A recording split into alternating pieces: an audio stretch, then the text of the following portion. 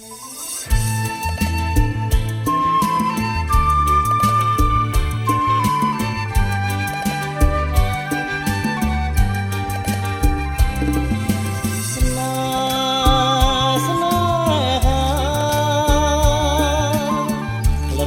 ់នេសាដោយផ្កាចំបៃជីវិតមានន័យជួបថ្លៃជីវ៉ាបើបាត់រូបអូនដោយសូនសង្ខារសូមអូនមេត្តាដល់ចិត្តភក្តី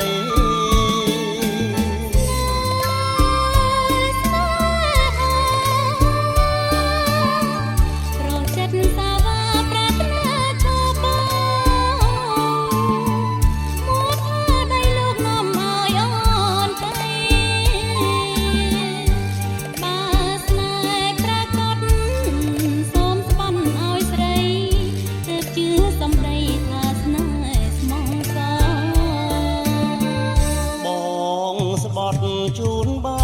នណាបើប្រលឹងរាបទឹកស្ទឹងរឹងខ្លាជាថ្មដីបែកមេឃបាំងច្រវាក់វត្តកជឿចង់ស្រីល្អស្មោះសរលងខ្សែ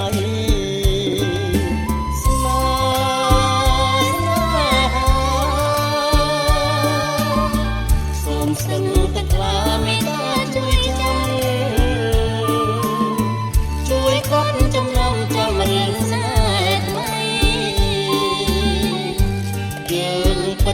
ជាស្មោះមិនឡើងសំដីអមខ្វាន់ណាស់ថ្លៃលោកស្រីបងស្មោះ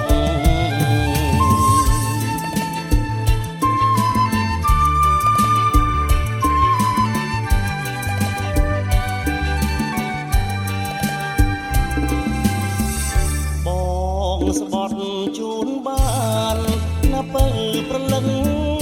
រាបទឹកស្ទឹងរឹងខ្លាជាថ្មដីបែកមេឃបាំងច្រវាក់វត្តកជឿចង់ស្រីល្អស្មោះសរលងខ្សែ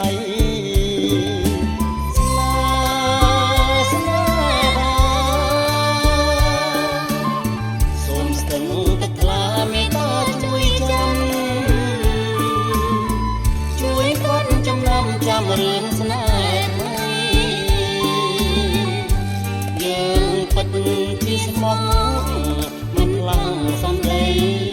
កុំក្បន់ណាស់ថ្លៃលោកស្រីបងស្មោះ